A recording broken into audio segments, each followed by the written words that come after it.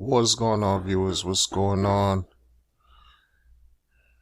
Back at you with another video. So, this is what's going on. Well, first of all, I'd like to say greetings to all the viewers. I'd like to say please give a like, share, subscribe to the channel, leave a comment, tell your friend to tell a friend to tell a friend about this content I deliver on YouTube. It's a channel that I do not own, but it's a channel that I am renting through this partnership that I have with YouTube. I don't own this channel, so they pretty much have the final go ahead and say in everything that's created through their mechanism, through their algorithms, through their platform. So let's be clear on that. Some of the stuff that I talk about may, ruffle some feathers here and there, but, hey, you can't make everybody happy. But check this out. This has been talked about already by several bloggers, content creators, social media. But let's look.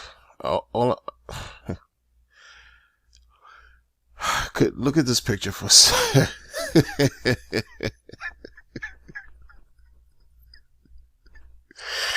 I mean, oh man, you gotta laugh to keep from crying, man. You really have to laugh sometimes to keep from crying. I mean, like, for real. What are y'all taking a knee for? What are you bending the knee for, people? Like, really? You have an affinity to the Ghanaian culture? Or what? What? Okay, if that's it, that's fine. But now you just... Alright. So many issues. There's so many different things that are going on. There's so many different opposing views. Everybody in the, people in this country, meaning specifically the United States, are divided. Okay? There's so much division. It's incredible. It's incredible. But there's also exploitation that's taking place. And I've said this countless times. A great deal of exploitation happens. Like when a person gets into a car accident, when a person gets into a car accident, I've seen this all the time.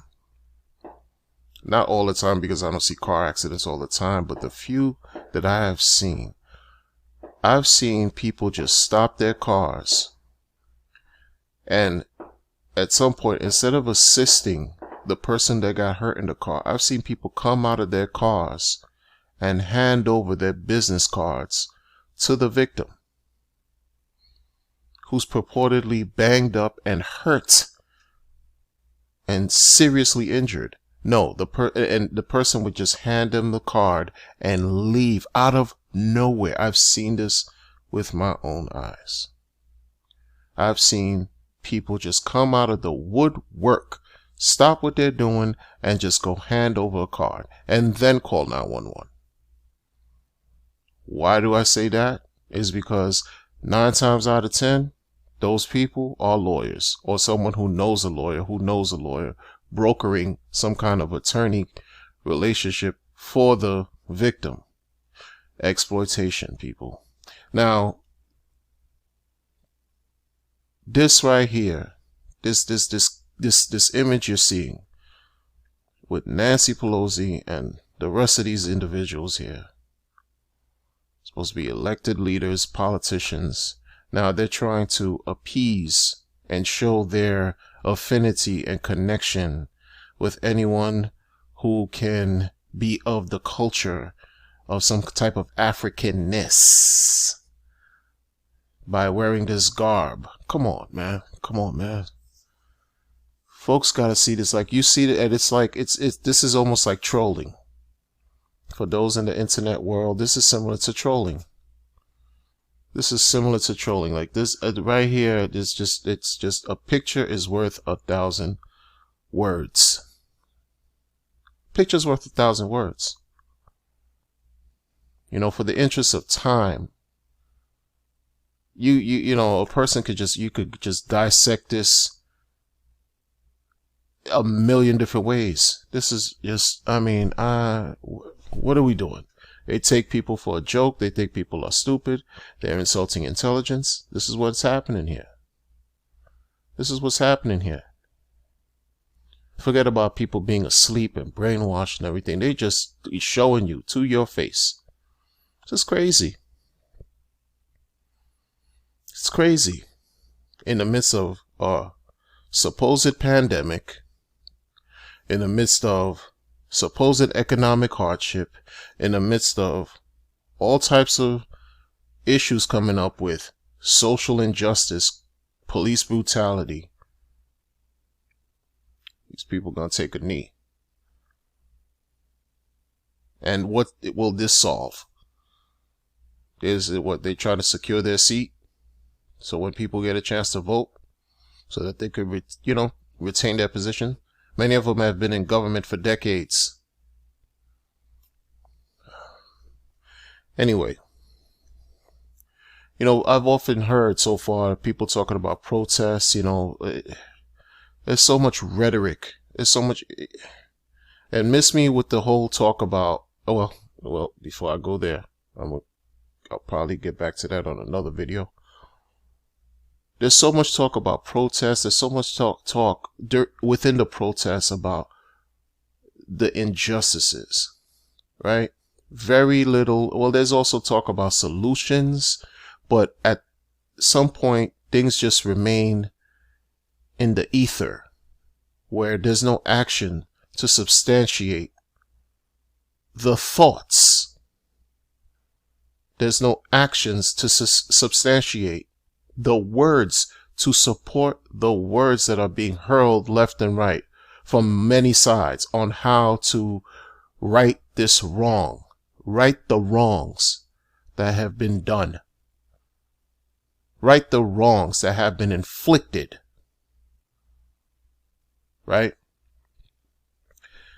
There's one universal language, though, that everyone can understand who's in the quote-unquote first world, even third world. There's one universal language that everyone could understand, and that's money. There's a old quote that I learned a long time ago, and ever since I learned it, when I always go back to it every now and then, and this is now another time to go back to it. I don't know. Well, it was a Rothschild, I believe, that mentioned the quote, and I'm not going to say it verbatim, so don't, From what I understood was, from this person who was a Rothschild, the quote went to the effect of, "Allow me to control the money, and I don't care who makes the laws.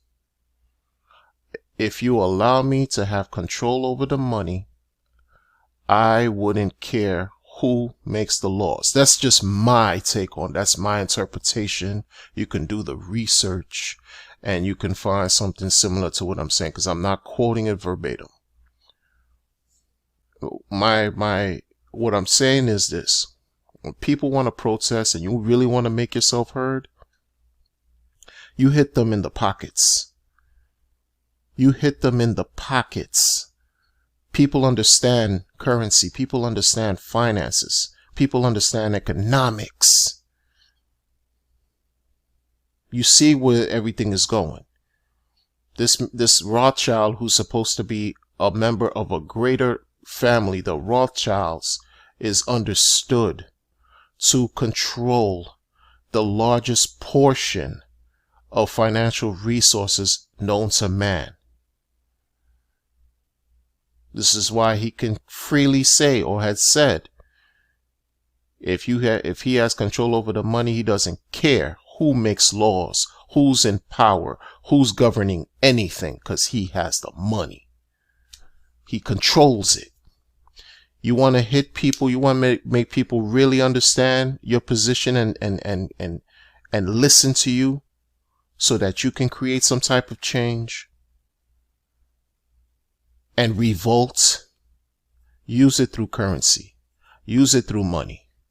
Now we know there's a whole bunch of problems with that too, as far as fiat is concerned, as far as currency, as far as the Fed, as far as quantitative easing, as far as fractional reserve, hypothecation, rehypothecation, etc., interest rates, negative interest rates, yields, etc., etc., etc.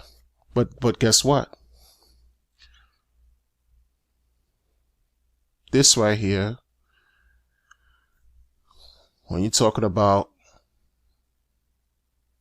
decentralization's independence from government and central banking systems, this is one step a person can take to revolt, to protest against the machine.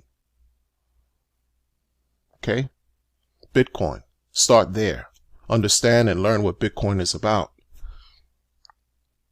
Understand what cryptocurrency is about. Cryptography is not new. It's not new. It's not something, even though the market is 11.5 years old, cryptocurrency, as far as cryptography, is not new. When you put your money in the bank, if you put your money in the bank, you think your money is still there days later? No. They use zeros and ones, digital means, to represent your funds. If everyone wanted to go to the bank and relinquish and withdraw all their funds, the bank could not pay everyone at one time because the money's not there. Digital cryptocurrency, digital money has been in place for a very long time. One way that people can make real change is to understand how to bank themselves, how to become their own bank. Stop being afraid and trusting third parties and trusting governments and trusting central banks and trusting middlemen to hold custody of what's rightfully yours. The hardest money, they say, that's ever been created starts with Bitcoin. Do the research. Do the research. Reclaim your power. You want to talk about oppression? You want to talk about inequality? You want to talk about social justice? That's one step. That's one step, and it's recognized by the entire globe. No one controls it. No one can confiscate it. Once you hold your own private keys, you have your crypto. You have your Bitcoin, divisible by 8 decimal points. Doesn't mean just because you see a price here of what the figure is today that that's what you have to pay. No, again, you can buy $5 a week to reclaim your position in really protesting and fighting against the financial paradigm that everyone is under and everyone exists. And although I always say I'll never give financial advice, but this is my Satoshis, my 8 Satoshis that I'm adding to the conversation about revolting against injustice, oppression, criminal doings. Stop making excuses, people. Stop making excuses, and it's enough talk and it's time for action. Buy the math. Learn about crypto and make the best decisions that's good for you and your loved ones and future descendants. It's as simple as that.